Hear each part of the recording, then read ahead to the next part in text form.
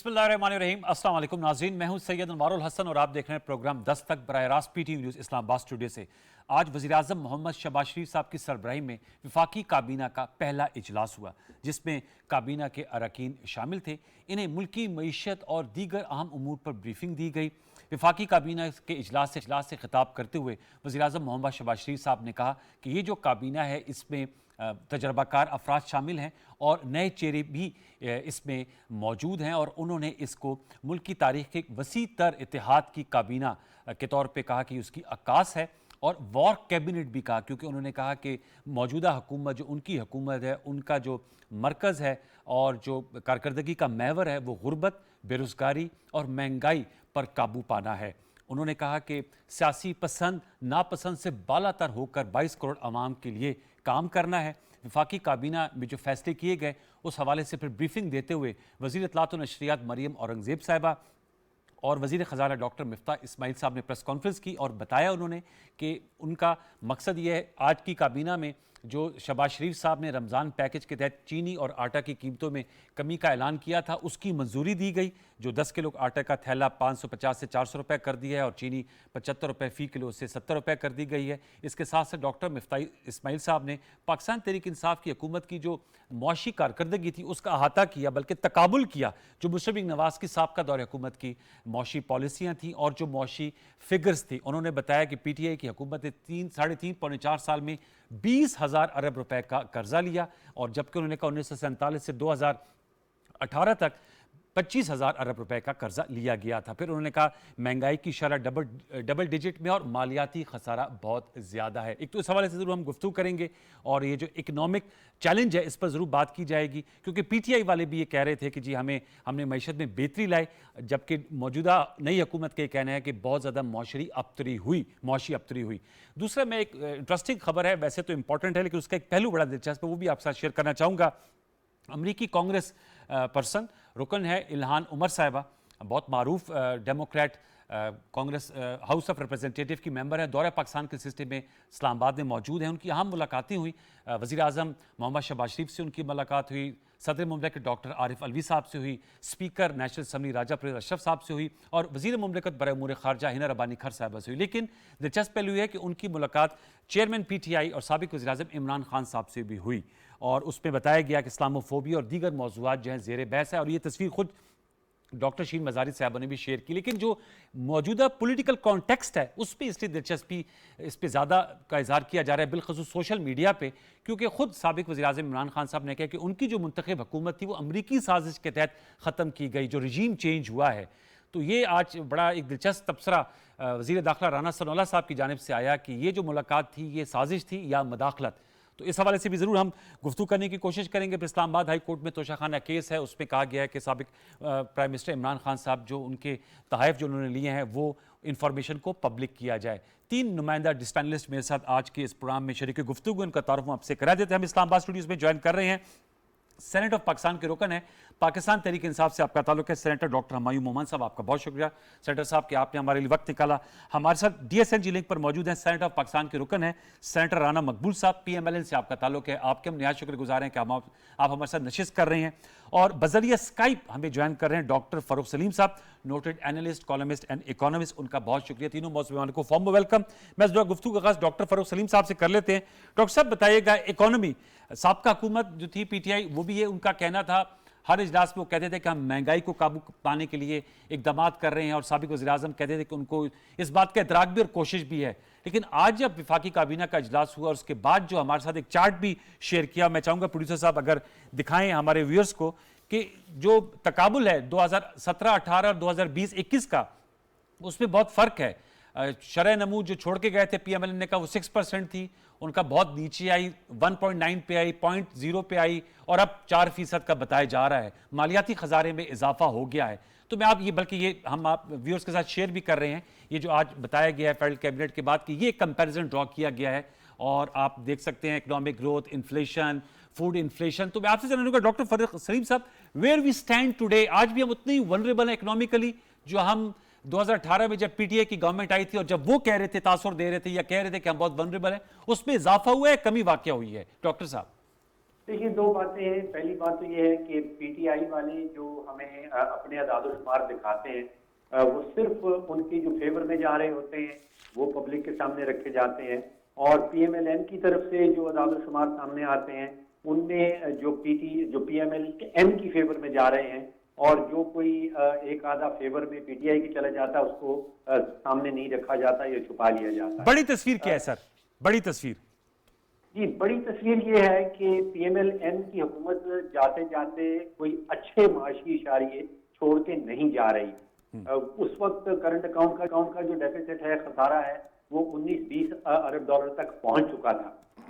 फिर जब पीटीआई की पास हुकूमत आई तो उन्होंने तो मईशत की कश्ती, आप समझिए कि बिल्कुल ही डुबो दी। और जो हाल महंगाई का रहा, अगर पीएमएलएन के दौरान वो 3-4% की महंगाई थी, वो कहीं 10-11-12% पे पहुंच गई। इसी तरह जो करंट अकाउंट का डेफिसिट है, अब सबसे बड़ा चैलेंज जो हुकूमत के लिए है, मैं समझता हूँ, वो हुकूमती रिजर्व हैं, वो स्टेट बैंक के रिजर्व हैं, और वो जितनी तेजी से गिर रहे हैं, यानी कि पिछले सिर्फ 4 हफ्तों में वो तकरीबन 5 अरब डॉलर गिर गए। अब वो रह गए हैं 10.8 अरब डॉलर। अच्छा, एक मिनट रुकिएगा। ये जब छोड़कर गए तो ये बताते हैं हम 22 अरब डॉलर छोड़ के गए थे। पीटीआई वालों का ये कहना और दावा है कि 22 अरब डॉलर छोड़ के गए थे। आप कह रहे हैं 10 अरब डॉलर रह जाएंगे और 5 अरब डॉलर, तो ये 22 नहीं थे इसका मतलब? जी, देखिए, मैं नहीं कह रहा हूँ, ये तो स्टेट बैंक की वेबसाइट बता रही है, आप खुद जाके देख सकते हैं। पीटीआई को एक बहुत बड़ा क्रेडिट ये जाता है कि वो अपना एक बयानिया झूठ की बुनियाद पे बना लेते हैं, और उसके बाद उसको 100 दफा रिपीट किया जाता है, इस उम्मीद से कि अगर झूठ को 100 दफा रिपीट आए तो शायद वो सच बन जाएगा। फिर उसको वायरल किया जाता है, और फिर ये जो 22 अरब डॉलर की आप फिगर बता रहे हैं, ये नतीजा उसी वायरल की जो एफर्ट है उसका नतीजा है। असल में 10.8 अरब डॉलर पड़े हैं, और अगर आप उनको और गौर से देखना चाहते हैं तो उसमें से तकरीबन 4 अरब डॉलर जो है वो चाइना की तरफ से कर्जा है, कोई 3 अरब डॉलर का सऊदी अरेबिया की तरफ से कर्जा है, कोई 2 अरब डॉलर का यूएई की तरफ से कर्जा है। तो ये वो कर्जा जात हैं जो हमने वादा किया था कि वो इस्तेमाल नहीं किया जाएगा। अच्छा, तो जो सिचुएशन है वो बहुत ही खतरनाक है। अगले 3 महीनों में तकरीबन 3 से 4 अरब डॉलर का कर्जा वापस करना है, और अगले 3 महीनों में कोई 6 से 7 अरब डॉलर का करंट अकाउंट का खसारा आने वाला है। तो अगर अगले 3 महीनों में हम 8 से 10 अरब डॉलर कहीं से इकट्ठा नहीं कर पाते, तो फिर आप समझिए कि जो कुछ श्रीलंका में सामने आ रहा है, खदशा इस चीज का है कि हम उसी सिमत में बढ़ रहे हैं। अल्लाह खैर करे। चलें, आप दोबारा लौट के आऊँगा। डॉक्टर साहब, सर वो तो बहुत ही एक भयानक सिचुएशन जो है वो पेश की है डॉक्टर फरूख साहब ने, और उनका फैक्ट्स एंड फिगर्स हैं, और वैसे वो गुफ्तगू अक्सर फैक्ट्स एंड फिगर्स पे करते हैं। तो आप लोग तो 22 अरब डॉलर कह रहे थे, वो कह रहे हैं कि 10.8 अरब डॉलर जो है वो इस वक्त रिजर्व है। इस वक्त है जी, ठीक है, इस वक्त। तो इनको हुकूमत में है, तो अभी जुमा 8 दिन हुए। बिस्मिल्लाह, ठीक है। सबसे पहले तो देखिए, होता ये है कि जैसे उन्होंने कहा और बहुत सही बात की कि जो फाइनेंस वाले लोग होते हैं ना, ये फिगर्स को बड़े मुख्तलिफ तरीक़ों से यूज़ कर सकते हैं। कभी ये परसेंटेज को देखते हैं, कभी ये डॉलर्स को देखेंगे, कभी ये रुपीस को देखेंगे। जैसे वो मिफ्ता इस्माइल साहब कह रहे हैं कि ये इतने अरब रुपए का कर्जा 20,000 अरब लिया आप लोगों ने। 20,000 अरब लिया है at the rate of how many dollars, how many rupees पर डॉलर। अगर आप उसी, लेट्स से मैं आपको कहता हूँ मेरे पास 1,85,00,000 रुपए हैं, ठीक है, वो 1 लाख डॉलर बन जाएगा। अगर मेरे पास 1,50,00,000 रुपए होते आज से 7 साल पहले, 6 साल पहले, तो वो 1.5 लाख डॉलर हो जाते हैं। तो डॉलर और वो रुपी की जो रेशियो नहीं, उसमें फर्क है, उसमें बहुत ज्यादा डिफरेंस आ जाता है, ठीक है। सो ये और शुरू से आप देखें तो सारी चीज होती है। अब आपने जो चार्ट्स दिखाए, आपने दिखाए पीएमएलएन के 17 देखिए ना, आपको दिखाना चाहिए कि जब वो 13 में आए थे उस वक्त इन्फ्लेशन क्या था, ठीक है, और या उनका जीडीपी ग्रोथ क्या थी। जब वो गए हैं तो उन्होंने उसमें कितनी बेहतरी की, परसेंटेज बेहतरी की, ठीक है।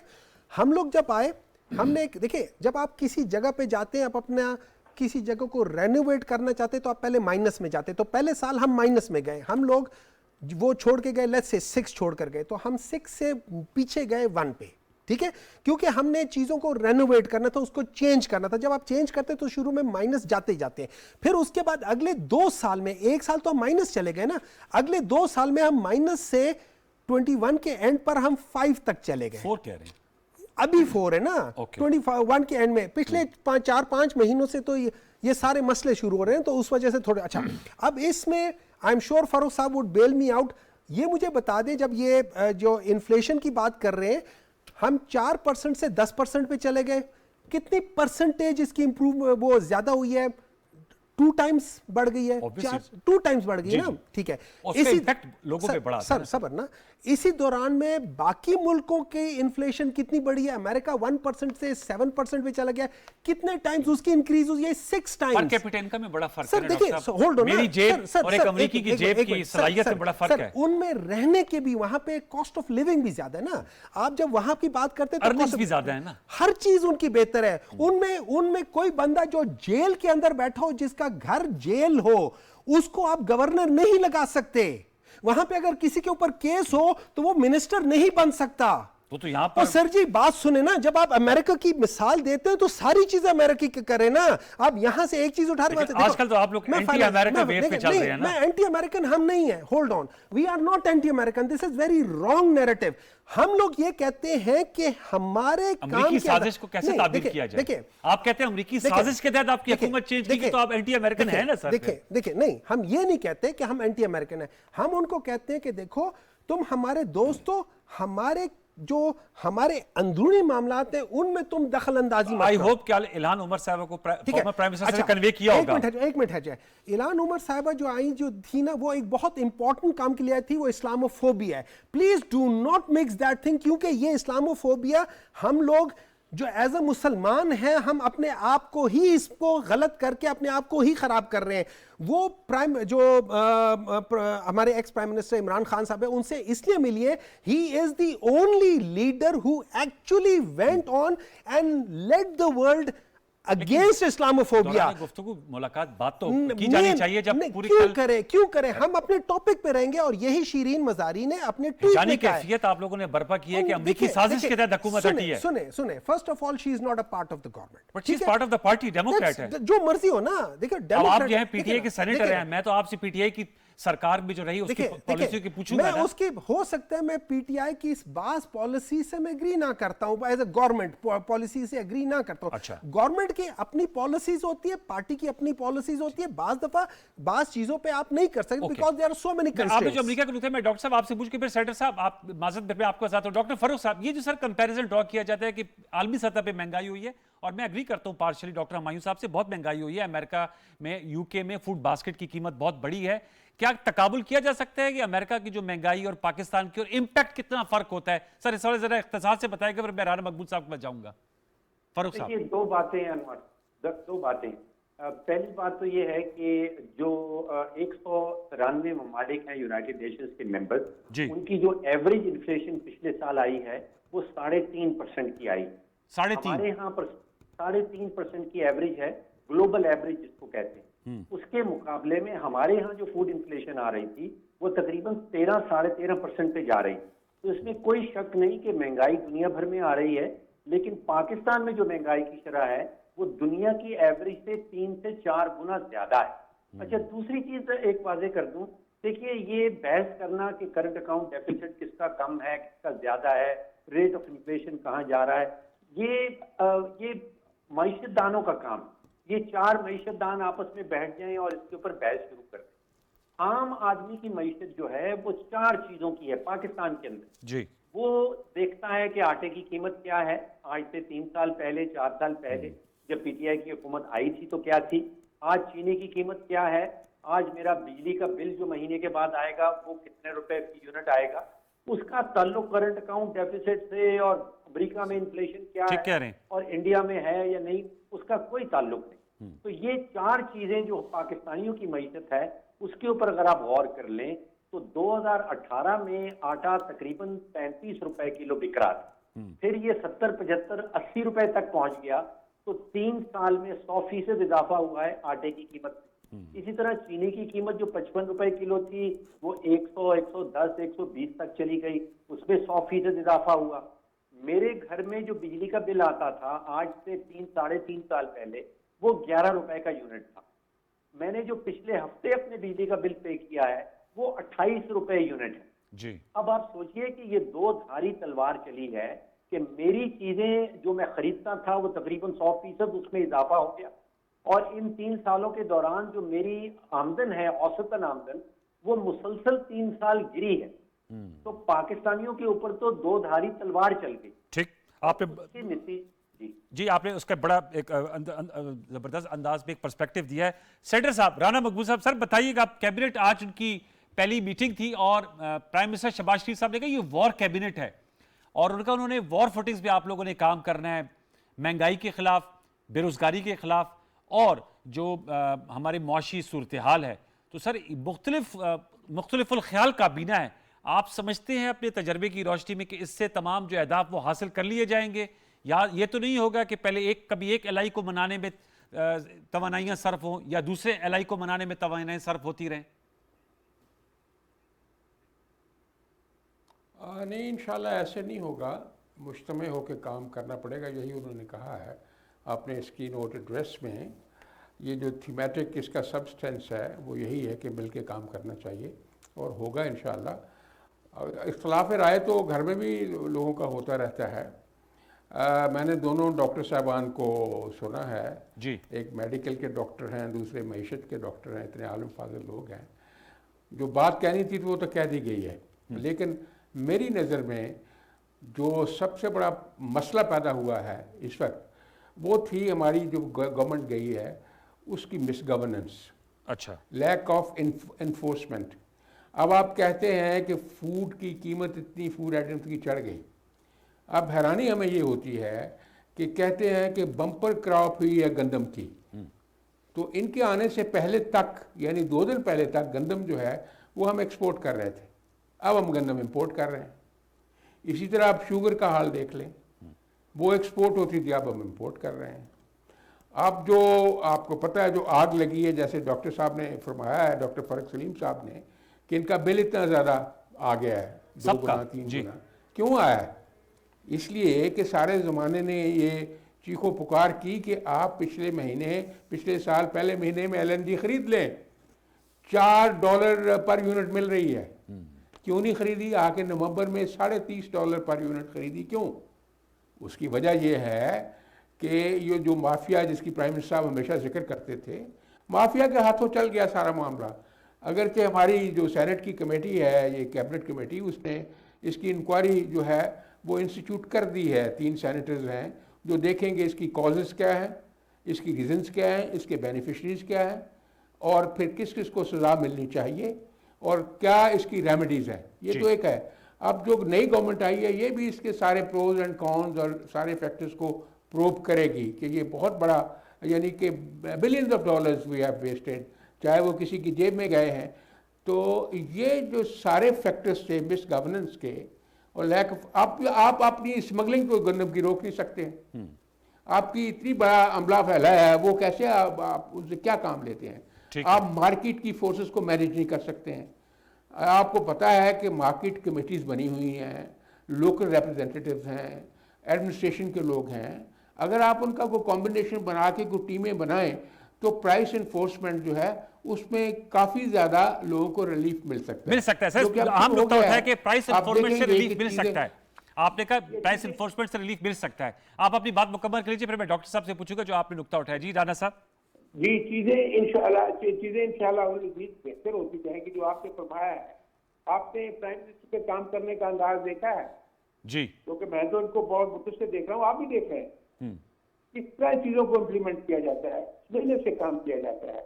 वो जो इनकी थी यानी 4 साल से वो एक हुई थी स्टेलमेट, वो जो गाड़ियां चल रही थी, बसें यानी एयरपोर्ट तक और वापस शहर तक वो नहीं चल रही जी। 6 दिन में चलनी चाहिए।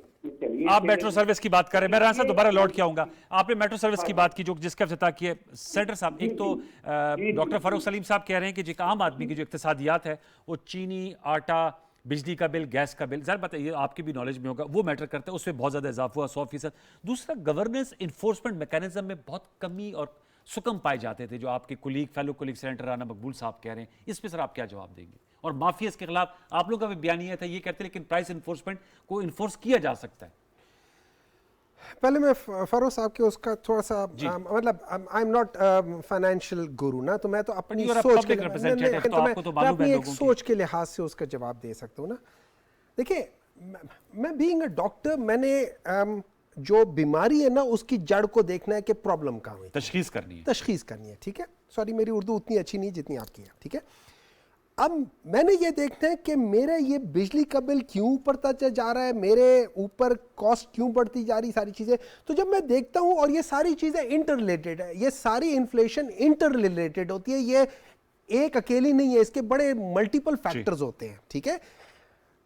एक तो ये है कि हम लोगों ने जो शुरू से ये जो आईपीपीज के जो मुआहदे किए थे ना, ये आज तक हमारे ऊपर फंसे हुए हैं और फंसे रहेंगे जब तक इनका मियाद खत्म नहीं हो मुझे जाता। छुटकारा भी दिलवाना था। वैसे तो डॉक्टर आप तशखीस के बाद इलाज भी करते हैं। देखें, देखें इसका इलाज क्या है, इसका इलाज क्या हुआ? देखिए, सबसे पहले तो मुझे ये देखना चाहिए कि पिछले 30 साल 40 साल से जो हमारे सारे जो लीडर्स थे, उन्होंने आज तक जो इंपॉर्टेंट, हमारा सबसे बड़ा असासा ये है कि हमारा एक बहुत बड़ा वो ग्रेडियंट चेंज है, वहां पे एक बहुत बड़ा दरिया आ रहा होता है, हमने उस पे 50,000 मेगावाट्स के हम लोग लगा सकते थे। जी, जी। हम लोग जो कि ₹2 है। आप एनर्जी मिक्स की बात कर रहे हैं। एनर्जी मिक्स की बात नहीं, एनर्जी मिक्स की बात नहीं, आप सारे हाइडल पे करें ना, ₹2 वाले पे क्यों क्यों नहीं नहीं किया? करते? सवाल तो ये और पैदा होता ये है। तो सवाल हम भी पूछ रहे हैं ना। आप तो हम हुकूमत में थे ना पूरे 4 साल। हमने किए ना। देखिए मेरी बात सुने, तो बिजली महंगी होगी वो तो कह रहे हैं। सुने ना, अभी तक तो वो स्टार्ट नहीं हुआ ना, अभी तो वो प्रोजेक्ट स्टार्ट हो रहे हैं। हमने आज पिछले डॉक्टर साल- मुफ्ता कतक कहते हैं 7,500 मेगावाट के कारखाने बंद पड़े थे क्योंकि फ्यूल ही नहीं है। देखिए, फ्यूल इसलिए नहीं है कि आपने बहुत सारी चीजें, आपके पास पैसा नहीं है, आपके पास पैसा नहीं है, आपने जिन लोगों के साथ वो डील की हुई है आईपीपीस की, कि अगर वो ना भी यूज करें आपने उनको पैसे देने Capacity payment। कैपेसिटी पेमेंट करते हैं। ये सरचार्ज क्या हो रहा है जो आपके बिल आ जाते हैं, आखिर में आ जाता है कि इतने के पैसे आपने Fuel देने। adjustment। फ्यूल एडजस्टमेंट ये क्या चीज है? वो यूज करे ना करे उनको पैसे मिल रहे हैं। तो आप लोग कहते हैं इसका असर होना, जायजा लिया जाएगा। देखिए, क्यों नहीं कर जायजा पाया, लिया, सब तकमील कुछ तक ना किया, पहुंच हम सका? लोगों ने हर जगह पे जायजा लिया। हमें यह भी पता चल गया कि आज तक अब ये हुकूमत आई है ना, शहबाज शरीफ आए हैं प्राइम मिनिस्टर, इनकी अपनी माशाल्लाह शुगर मिले हैं, 5 या 7 शुगर मिले हैं। आई एम श्योर ये उसमें सारी उसकी जितनी भी चीनी है ये फ्री लोगों को देंगे। इनके पास अल्लाह का दिया बहुत कुछ है, बहुत कुछ अल्लाह ने दिया, बहुत कुछ इन्होंने खींचा भी इधर उधर से, ठीक है। तो आप लोगों ने 4.25 साल एहतसाब की कोशिश की, तो निकाला ही कुछ नहीं। एक बात याद रखें, निकाला क्या? देखिए, इनके ऊपर जो केसेस है हमने नहीं डाले, ये पुरानी गवर्नमेंट्स ने डाले, हमने नहीं डाले। चलाए तो सही ना सर, देखिए, शहजाद नहीं, वो अकबर चल साहब रहे ने। थे, वो चल रहे थे, हमने नहीं, हमने कुछ नया नहीं ऐड किया। All of them were before proceeds that. क्या निकली? कुछ निकली नहीं देखिए, कुछ। वो तो देखिए बात मैं एक बात बताता नताइज सर। हूँ, एक बात बताता हूँ, मैं व्हाइट कॉलर क्राइम करता हूँ, आप मुझे पकड़ के दिखा दें, मुझे पता है। दावा तो मेरे आप लोगों अपने ने कहा था कि आप पैसे और निकलवाएंगे। सर जी बात इस सुने पे ना, वोट लिया। बात सुने, निकलवाएंगे इंशाल्लाह ताला। अब वो आप भी तो चले आएगा। गए आप। अभी अब ये तो पॉलिटिक्स में आते रहते, आना जाना रहता है। 3-4 महीने 5 महीने के लिए बाहर निकल आए तो सो तो व्हाट, 3-4 में और So वापस आप you are confident that you make a comeback. इंशाअल्लाह व ताला। और ये देखिए, तमाम- एक बात याद रखें, एक चीज है जो हम प्लान करते हैं, एक चीज है जो अल्लाह वो प्लान तो करता है। हैसियत मुसलमान ठीक है, हमारा है। सुनते जाए। लेकिन अब- हमारे अमाल अब भी बड़े सुने, मैटर करते हैं। सुने, हमारी नीयत भी मैटर करती है, हमारे अमाल भी मैटर करते हैं। हमारी नीयत भी अच्छी होनी चाहिए, मेरा अमल भी अच्छा होना चाहिए।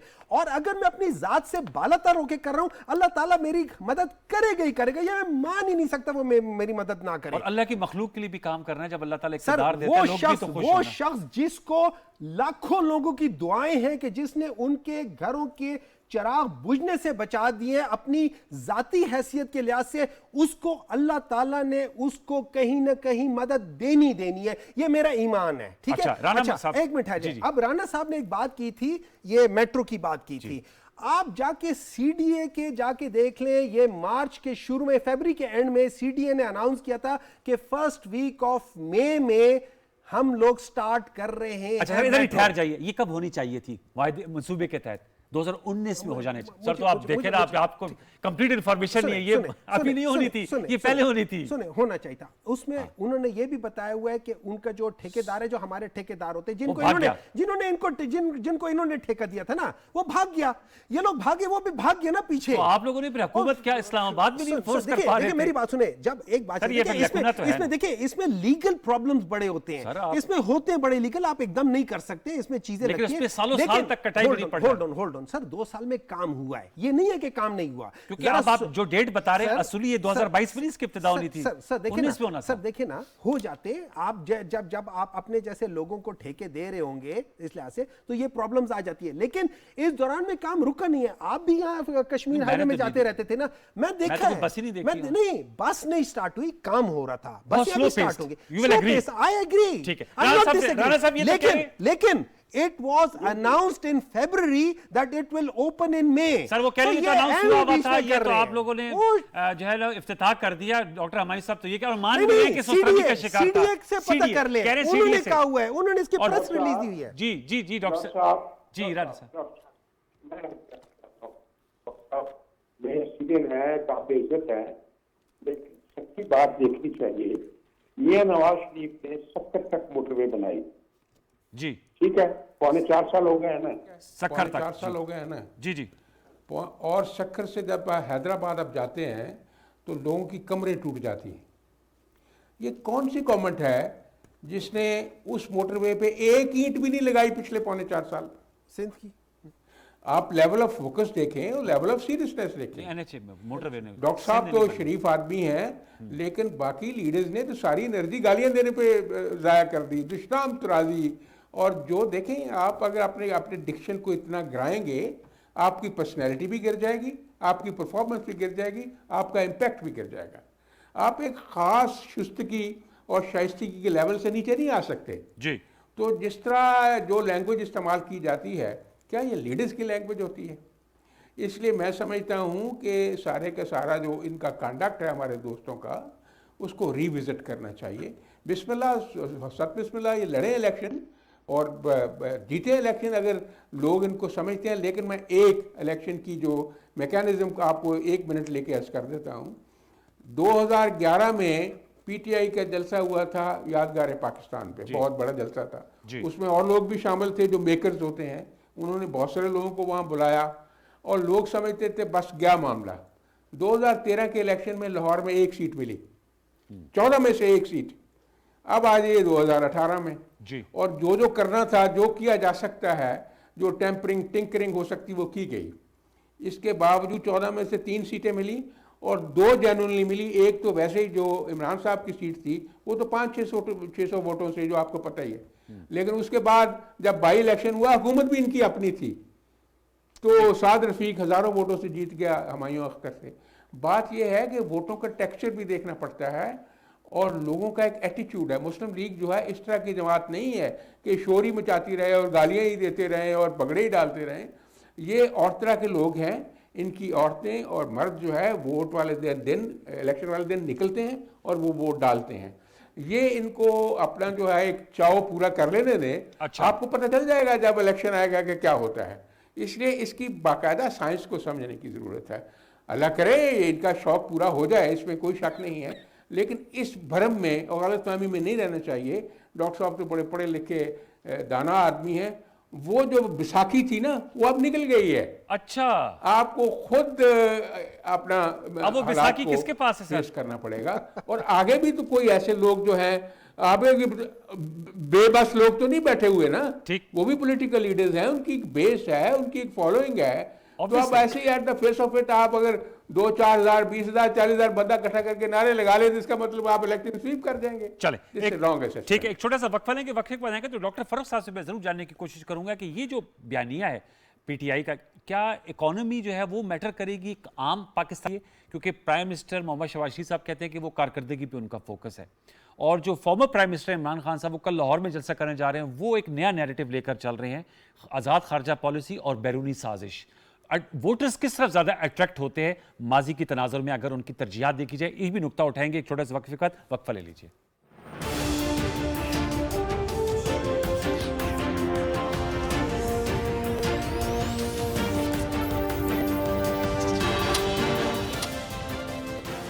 पाकिस्तान की जानिब से रमजान अल मुबारक में आवाम के लिए तारीखी रिलीफ का ऐलान। चीनी 70 रुपए फी किलो, जबकि 10 किलो आटे का थैला 400 रुपए, 20 किलो आटे का थैला 800 रुपए की तारीखी रियायती कीमतों पर तमाम यूटिलिटी स्टोर्स पर फराहमी। पिछले 30 साल से अपने घर का सारा राशन यूटिलिटी स्टोर से ही खरीद रहा हूँ। यूटिलिटी स्टोर की एशिया मियारी भी है और बाजार से सस्ती भी है, इस साल भी रमजान के लिए मैंने सारा सामान यूटिलिटी स्टोर से ही खरीदा है और अपने शनाख्ती कार्ड की फोटो कॉपी देकर शानदार रियायत भी हासिल की है और हर खरीदारी पर मुझे कंप्यूटराइज्ड पक्की रसीद भी मिलती है। यूटिलिटी स्टोर से सजे हर घर का दस्तरखान। यूटिलिटी स्टोर्स कॉर्पोरेशन, हुकूमत पाकिस्तान।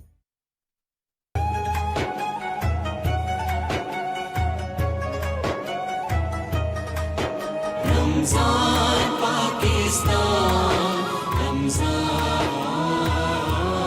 पाकिस्तान।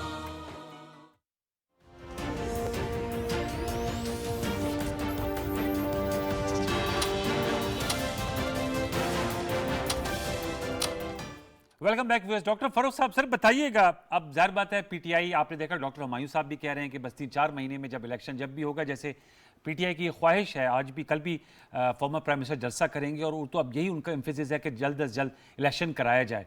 तो ये तो इस बात पे कन्विंस नज़र आ रहे हैं कि जी इनका बयानिया जो है वो लोग उस पर ज़्यादा कबूलियत है, जबकि दूसरी जानिब PMLN और जो उनके इत्तेहादी हैं, कोलिशन पार्टनर्स हैं, उनका फोकस नज़र आ रहा है कि लोगों की मईशत को बेहतर किया जाए, ओवरऑल पाकिस्तान की जो मौशी हालात हैं, जो दीगर चैलेंजेस हैं, उनसे बेहतर अंदाज पे निपटा जाए। उसमें इंतखाबी इस्लाहात की भी बात की जा रही है, उसमें जो आपके एंटी करप्शन लॉज हैं उसमें भी इस्लाहात की बात की जा रही है। तो मैं आपसे जानना चाहूँगा सर, क्या चीज़ ज़्यादा रेजोनेट करती है पब्लिक को? इकोनॉमी ज़्यादा मैटर करती है या इस तरह का बयानिया जो ज़्यादा पॉपुलिस्ट हो? तीन सवाल इकट्ठे कर डालें, कोशिश करता जवाब देने की। देखिए, पहली बात तो ये है कि अभी 1-2 घंटे पहले फवाद चौधरी साहब ने कहा है कि पीटीआई की हुकूमत गिर गई क्योंकि उनके ताल्लुकात एस्टेब्लिशमेंट से। सर आपका थोड़ा सा स्काइप की डिस्टॉर्शन आ रही है सर, काइंडली फोन की आ रही है सर, अगर फोन को जरा देखिएगा आप सर, बात कीजिए कुछ बेहतर। देखिए, अभी 1-2 घंटे पहले फवाद चौधरी साहब ने ये कहा है कि उनकी हुकूमत गिर गई, पीटीआई की हुकूमत गिर गई क्योंकि उनके ताल्लुकात। सर दोबारा आपसे डॉक्टर साहब माजरत, आपसे दोबारा रब्ता करते हैं, आपकी टेलीफोन लाइन में जो है ना वो थोड़ी सी डिस्टर्ब, जो आप बात कर रहे हैं वो बड़ी इंपॉर्टेंट है। वो क्लिप मैंने भी सुना है। फवाद चौधरी साहब जो फॉर्मर इंफॉर्मेशन मिनिस्टर हैं, उनसे जब पूछा गया तो उन्होंने कहा जी चूँकि इस्टेब्लिशमेंट से ताल्लुकात हमारे ठीक नहीं थे, वरना अगर होते तो हम हुकूमत में होते। तो आपका बार बार इंसिस्टेंस ये है कि, और आपने नोट किया कि बैनुल सतूर बैसाखी की भी जुमला यूज़ किया था सेनेटर साहब ने, काबिल एहतराम राना मकबूल साहब ने। तो सर वो फवाद चौधरी साहब आपके तर्जुमान भी रहे हैं, स्पोक्स पर्सन भी रहे हैं। वो मुझे नहीं पता कि फवाद चौधरी साहब तंज कर रहे थे या हकायक बता रहे थे। हकायक बता रहे थे। वैसे आपको क्या लगता है? अभी माशाल्लाह मेरे लिहाज से वो तंज कर रहे थे, मेरे लिहाज से वो तंज कर रहे थे। अच्छा, हाँ, you mean it? Fawad is a very sharp man, बहुत तेज दिमाग है उनका और दूर तक चला जाता है, और वो बात इस जाविये से कर सकते हैं जो हर एक समझ नहीं सकता। नहीं, ये तो लेकिन बात पाकिस्तान में तो हर आदमी ये बात अगर उस तरह की बात करेंगे तो हमारा एक माजी है ना, समझ तो जाता है। समझ जाते हैं ना, समझ गए, ठीक है, लेकिन वो तंज कर, मेरा ख्याल ये है, ठीक है, वो तंज कर रहे थे। अब बात आ जाती है कि जैसे राना साहब ने बातें की हैं कि भाई वो वोटर्स के लिहाज से और सारी चीज़ें के लिहाज से, मैं एक चीज़ देखता हूँ, देखें 2013 में हम 1 सीट जीते, 2018 में हम 3 सीटें जीते। लाहौर की मैं खाली लाहौर की बात कर रहा हूँ, ठीक है, मैं नहीं उसकी बात करूँ ना, मैं भी लाहौर की बात करूँ। So that means we went 3 times, ठीक है। अगर मैं उसको एक्स्ट्रापोलेट करके अभी देखूं, so we will take all the 7। 3 times 3 is 9, तो 7 है ना, तो मैं डबल चलो, तो हम हिसाब पे चलती है। नहीं, देखिए मैं अच्छा, मैं आपको एक चीज बताता हूं, देखिए वोटर्स की चॉइसेस पे चलता है। वोटर्स की चॉइस नहीं, देखिए मैं आपको एक चीज बताता हूं, जनरली कितने यंगस्टर्स हैं जो पिछले 4 साल 5 साल में ऐड हुए इन अ वोटिंग लिस्ट, ठीक है, वो सारे उसमें मेजॉरिटी, इसका मतलब है, let me rephrase my question, they do not understand कि देखिए एक बात, तो एक वाटरशेड लाइन होता है। अब ये अगर ये साइंस के लोग होते हैं ना, तो मैं डॉक्टर साहब जो है ना इस पे कहते हैं, एक होता है वाटरशेड लाइन, ठीक है, ठीक है, जब आप उस तक पहुंचते नहीं है ना तो आप स्लो जा रहे होते हैं। अब अगर आप वाटरशेड लाइन को क्रॉस कर जाए ना तो एकदम स्टीप हो जाती है, सारी चीजें एकदम पहुंचना शुरू हो जाती है। आप जो है, जो आपकी जो यूथ है जो आपसे एसोसिएटेड है, उनको आप जो है वो ये गैर मुल्की साजिश का बयानिया बेचेंगे या आपकी कारकर्दगी? अच्छा, ठीक है, मैं उनसे ये बात करूंगा कि भाई आप लोग एक आजाद मुल्क की तरह रहना चाहते हो या एक आप फकीर वाली जिंदगी, भीख मांगने और वाली अपनी जिंदगी, 4 साल भीख कारकर्दगी, मांगने देखिए वो बताएंगे मैं समझता हूं अगर आप देखें वर्ल्ड बैंक ने जो अभी इशू किया है, वर्ल्ड बैंक ने जो बातें बताई हैं पिछले साल की और इस साल की और अगले उसकी बताई हैं, उन्होंने पॉजिटिव चीजें बताई हैं। तो वर्ल्ड बैंक उन्होंने को कहा- कोट करेंगे? नहीं, मैं वो हर एक चीज को कोट करेंगे। Okay. देखिए ना जी, देखिए बात ये हो जाती है at the end of the day, हम लोग माइनस 0.6 से हम लोग 5.4 तक चले गए थे, थोड़ा सा पीछे आया हुआ है, आगे जाके बेहतर हो सकता है। तो तो वो अगर बताएंगे आप। अगर हम 5 साल कर ले, I can guarantee you we will touch 7 और 8%। I can guarantee you that thing. हमारी सारी चीजें पॉजिटिव तरफ जा रही थी, लेकिन द मोस्ट फिर वजह क्या बनी? नहीं वजह, देखिए वजह ये हो जाती वो है, फिर फारूक साहब से देखिए, रब्ता हो गया, वजह वो बता दें। ठीक है, फारूक साहब आपसे फारूक साहब बात वजह होगी, बता दें, बताइएगा। ठीक है। फारूक साहब आप मुझे सुन पा रहे हैं? जी जी बिल्कुल सर बात। आप सर आप कुछ फवाद चौधरी साहब को कोट कर रहे थे, बीच में आवाज में खलल आ गया था। जी अनवर साहब, अभी कोई 2 घंटे पहले फवाद चौधरी साहब ने ये कहा है कि पीटीआई की हुकूमत गिर गई क्योंकि उनके ताल्लुकात एस्टेब्लिशमेंट से खराब हो गए थे।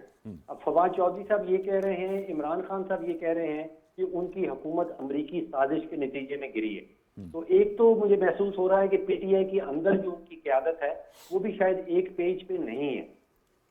अच्छा, अभी डॉक्टर साहब ने जिक्र किया, उन्होंने चिराग का जिक्र किया कि पाकिस्तान के जो गरीब लोग हैं उनके घर का जो चिराग है, उनका किस तरह चलना है, उनका चूल्हा किस तरह चलना है।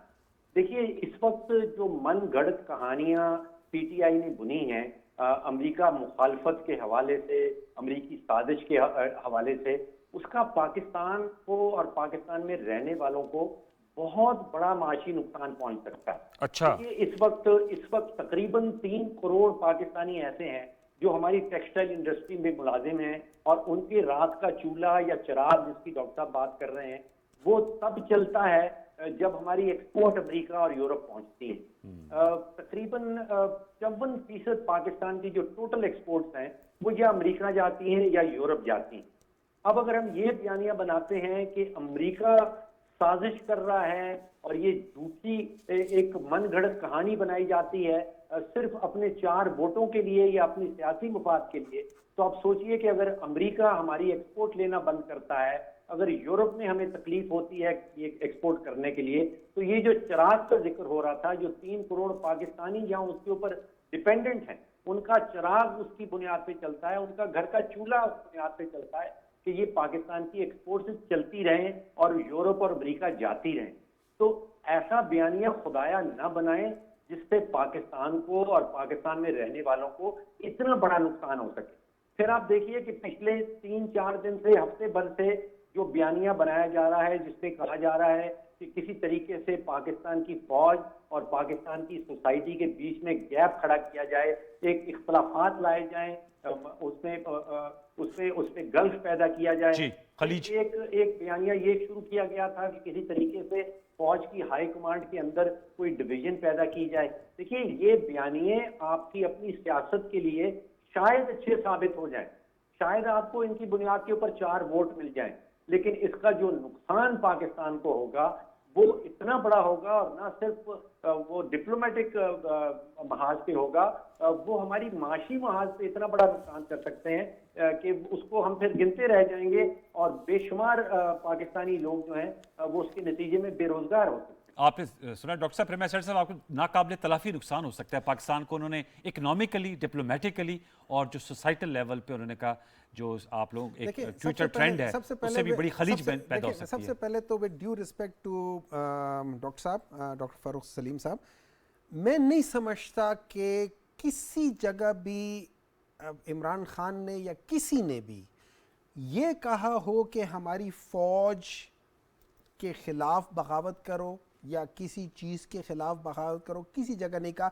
उन्होंने आज तक हमेशा ये कहा है कि भाई हमारी फ़ौज ने बहुत कुर्बानियाँ दी हैं and we stand by our arm forces, हम हर एक लिहाज से उनके साथ हैं और हमेशा उनकी इज्जत करते हैं और हमने कभी उनको जिस तरीके से बाकी पॉलिटिकल लीडर्स ने उनको बुरा भला कहा है हमने कभी नहीं कहा, ना मैंने कभी सुना, एटलीस्ट मैंने नहीं सुना। अगर कोई ऐसी जगह तकरीर हुई हो जो मैंने सुनी ना हो, मैं उसके बारे में कुछ कह नहीं सकता, लेकिन मेरे इल्म में नहीं है कि कभी ऐसा कहो। एज एन इंस्टीट्यूशन कभी हमने नहीं कहा, हमने कभी वो चीज़ नहीं किया। अब बात आ जाती है जैसे उन्होंने कहा है कि हमारे जो एक्सपोर्ट्स है उस जगह पर, मैं बिल्कुल मानता हूँ, मैं बिल्कुल मानता हूँ, ठीक है।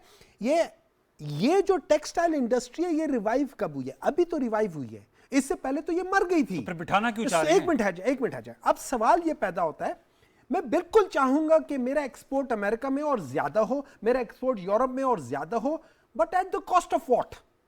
Eight the cost of my identity, at the cost of me becoming a beggar? कभी नहीं। देखिए, आपने अपनी खुददारी नहीं छोड़नी, आपने अपने आप पे को भिखारी नहीं एक्सपोर्ट बनाना। में खुददारी कैसे आपकी देखिए, compromise हो आपने- जाती है? देखिए, कॉम्प्रोमाइज ये होती है अगर एक सीजन्ड जो ब्यूरोक्रेट है वो वहां पे आपको एक साइफर देता है, उसके ऊपर डिस्कशन होती है। देखिए, उसमें फर्ज करें एक वर्ड है कॉन्स्पिरेसी का, अगर वो वर्ड कॉन्स्पिरेसी का नहीं है तो उसका जो मवाद है, जो कॉन्टेक्स्ट ऑफ द टेक्स्ट है, वो कॉन्टेक्स्ट ऑफ द टेक्स्ट ये होता है थ्रेटनिंग लेटर है। वो कॉन्टेक्स्ट ऑफ द टेक्स्ट ये है कि हम, अगर आपने ये नहीं किया तो हम ये कर देंगे। अगर जी सर, मैं आ रहा हूं आपके पास जी। सर मुझे कर लेने देना, जी, जी, मैं आता ठीक हूं है? आपके पास। तो वो सारी चीजें उस पे, उसके बेसिस पे आप कह सकते हैं कि वहां पे एक बात, अच्छा ठीक है। देखिए, बात ये होती है कि अगर वो शहबाज शरीफ से कोई आके मिलता है, कोई इतराज नहीं है, बिलावल भुट्टो से मिलता है, मुझे ये बात बताएंगे, छोटे जो सिंपल एमएनए हैं जो कि हमारे जो सो कॉल्ड जिनके जमीर जागा हुआ है, उन सबसे वो मिल रहे हैं, उनसे क्या ताल्लुक है ये मैं उनका? सवाल उठाता उनसे हूं। क्या ताल्लुक उनसे है? क्यों मिल और रहे हैं? अच्छा, इनसे मिलने का टाइम देख लें, फरवरी 10 या 15 फरवरी से लेके 15 या 16 मार्च के दरमियान में इन सबसे मुलाकातें हुई जी हैं। सेनेटर साहब, ये सर बता रहे हैं ये मेल मुलाकातें क्यों कर हुई, और वो बता रहे हैं कि हम एक्सपोर्ट्स तो चाहते हैं but not at the cost of our integrity, और बेगरी हम नहीं करना चाह रहे। सेनेटर साहब, तो इस कजिए को हल करवा लेना चाहिए। अब तो आपकी हुकूमत आ गई, काबीना भी बन गई है, नेशनल सिक्योरिटी कमेटी की मीटिंग जरूर बुलाएगा, प्राइम मिनिस्टर साहब ने तो 12 का है। मैं आपको अर्ज करूं जी, कल इसकी मीटिंग है। अच्छा। और इस इश्यू को टेकअप किया जा रहा है। अच्छा, कल मीटिंग है। वैसे आप कहते हैं ना, ये हमारे दो टबल टोले मार रहे हैं, they are grouping in the darkness, कोई लॉजिक ढूंढ रहे हैं, मिल नहीं रही। वो कहते हैं ना कि अब जो फलसफे बताए जा रहे हैं, with all respect and regard, लोगों को भूख है, लोगों को प्यास है। जो डॉक्टर अपना फ़ारूक सलीम साहब ने बातें की हैं, वो बातें समझने वाली हैं, विजडम को अपील करती हैं। ये हिक के ज़ोर पे, छाती के ज़ोर पे हर काम नहीं हो सकता। डॉक्टर साहब फरमा रहे थे कि खुदी होनी चाहिए और खुददारी होनी चाहिए। मियाँ नवाज शरीफ ने जो इतने फंड्स और पैसे लिए सी पैक में, क्या वो ग़ुलामी की निशानी है? वो अमेरिका की ग़ुलामी है? खुदा के लिए हकीकत को देखें। ये अमेरिका की ग़ुलामी ये होती है कि आप सारे का सारा काम जो है वो चाइना के साथ कर रहे हैं, और आपको पता है चाइना और अमेरिका का क्या रिलेशनशिप। एग्जैक्टली। ये सिर्फ वो सारा पता चल गया है लोगों को। कहते हैं ना कि भरम घुल जाएगा जालिम तेरे कामत की दराजी का, इस तुर्राए अगर इस तुर्राए पेचो खम का पेचो खम निकले तो तुर्राए पर पेचो खम का पेचो खम निकल चुका है। इसलिए ग्राउंड पे आएँ और बात सही करें और समझ सोच के करें। सिर्फ let's not play to the gallery, इससे काम नहीं चलेगा। तो ये जो बबल बन रहा है, ये भी डिफ्लेट होने वाला है इंशाल्लाह। अच्छा, डॉक्टर फरूख साहब, सर ये जो डॉक्टर हुमायूं साहब भी कह रहे हैं, ये मेल मुलाकातें, चूंकि आपका भी माशाल्लाह डिप्लोमेटिक कोर्स में आना जाना है, सबका है, जर्नलिस्ट भी आते जाते हैं, ये कोई गैर मामूली मुलाकातें हुई हैं? जो फॉर्मर प्राइम मिनिस्टर ने भी उनका तस्करा किया, आपने जो कौम से खिताबात किए बराह रास्त, डॉक्टर हुमायूं साहब भी कह रहे हैं, और वैसे तो शानदाना साहब से भी बात हुई, आतिफ खान साहब से भी बात हुई, हमें तो नहीं लगा, लेकिन ये कह रहे हैं उनसे क्यों कर मिले MNAs और स्पेशली उन लोगों से जो इनसे मुनरफ हो गए हैं। That is something unusual. देखिए, मुझसे ये सब लोग मिलते रहते हैं, ना सिर्फ अमेरिकन बल्कि जर्मन भी, और बाकी एम्बेसडर्स और एम्बेसीज का जो काम है पाकिस्तान के अंदर, उनकी जिम्मेदारियों में ये सब चीजें आती हैं कि आपने इन सब लोगों से मिलना है। अच्छा। देखिए, खुदाया ये ना कहें कि 1 करोड़ और 60 लाख वोट जो PTI के हक में डले थे, सिर्फ वो लोग ऐसे हैं जो मुल्क के वफादार हैं। 22 करोड़ की आबादी है इस मुल्क के अंदर, बाकी सबको आप गद्दार डिक्लेयर नहीं कर सकते। वो अमरीकनों से मिल रहे हैं या नहीं मिल रहे हैं। देखिए, इस वक्त जरूरत इस चीज की है, PTI की इस मुल्क को बहुत अशद जरूरत है। वो बहुत अच्छी चीजें इस मुल्क के अंदर ला सकती है, लेकिन इस वक्त जो उनका बयानिया है कि सुप्रीम कोर्ट के खिलाफ वो हैं, इलेक्शन कमीशन के खिलाफ वो हैं, अमेरिका के खिलाफ उनका बयानिया है, मगरिब के खिलाफ उनका बयानिया है, पाक फौज के खिलाफ उनका बयानिया है, जितने भी सियासतदान जो PTI से बाहर हैं उन सब के भी वो खिलाफ हैं। तो ये सारी दुनिया को अपने खिलाफ करके आप मुल्क को कहीं आगे नहीं ले जा पाएंगे। ये बयानिए के ऊपर this narrative needs to be re examined. Okay, re examine, आपने कहा this narrative has to be re examined, क्या इसकी पब्लिक अपील है डॉक्टर फरूख साहब? देखिए, मैं नहीं समझता हूं कि सबसे बड़ी अपील, चाहे वो पाकिस्तान के वोटर्स हों या अमेरिका के वोटर्स हों, वो उनकी दाल रोटी होती है। मैं वही चाह जैसे रहा, दाल रोटी, ठीक। अमेरिका में कहा जाता है कि वो American vote with their wallet, उनका जो पर्स में, उनके वॉलेट में जो माल पड़ा होता है, वो उस हिसाब से वोट करते हैं कि किसने हमारे वॉलेट में कितना ज्यादा माल डाला। ठीक है। अगर उसको आप पाकिस्तान के अंदर उसको डाइवर्ट करें तो फिर यहाँ मामला ये होगा कि मेरी तनख्वाह कितनी है, मैं आटा कितना खरीद सकता हूँ, मैं चीनी कितनी खरीद सकता हूँ, उसके बाद क्या मैं बच्चों की फीस पूरी कर पाऊंगा। सर लास्ट वर्ड, सर मैं आपने नुक्ता के लास्ट वर्ड सर लेना है, कल के जलसे में वही बातें होंगी जो कराची और पेशावर में थी, या कोई नया ऐलान भी होगा? लास्ट में बताते जाएंगे कोई बात, तो इनसाइड क्या फीलिंग है? वो तो मुझे नहीं पता। शेख रशीद साहब कहते हैं बड़ा ऐलान होने जा रहा है। वो शेख रशीद साहब को पता होगा, मुझे नहीं मालूम, लेकिन जो वो कहेंगे वो उनको कहना होगा। लेकिन वो राना साहब ने एक बात की थी, उसको मैं 30 सेकंड नहीं 5 सेकंड में खत्म करता हूँ। उन्होंने कहा था कि हम जमीन पर आएंगे, उसका जवाब ये है कि वो क्या है, नहीं तेरा नशेमन कसर सुल्तानी के गुंबद पर तू शाही है, बसेरा कर पहाड़ों की चट्टानों। तो आप पहाड़ों पे रहेंगे? हम लोग ऊंची उड़ान उड़ने वाले हैं, हम नीचे रहने वाले हैं ही नहीं। ओके, चलिए ठीक है। ऑन दिस नोट हम अपने प्रोग्राम को क्लोज करेंगे। आपका बहुत शुक्रिया सेनेटर डॉक्टर हुमायूं मोहम्मद साहब, सेनेटर राना मकबूल साहब आपका बहुत शुक्रिया, डॉक्टर सलीम साहब आपका बहुत शुक्रिया for your valuable input. Viewers, ये आज की नशिस्त थी। बहुत से पाकिस्तान को चैलेंजेस दरपेश हैं, सियासी हैं, मुआशी हैं, मुआशरती हैं, खारजी हैं, दाखिली हैं। इन सब पे बैठकर बात करके मामला को आगे बढ़ाया जा सकता है। वी हैव, जिसे कहते हैं जी और जीने दो की पॉलिसी पे आगे चलना चाहिए, मुल्क को ले जाना चाहिए। कल इस हवाले से अहम दिन है, पॉलिटिकल एक्टिविटीज़ के हवाले से और मामला को भी ज़ेर बहस लाएंगे। कल तक के लिए सैयद अनवारुल हसन और प्रोग्राम दस्तक की प्रोडक्शन टीम को इजाज़त दीजिए। अपना बहुत सा ख्याल रखिए। अल्लाह ने के बाद।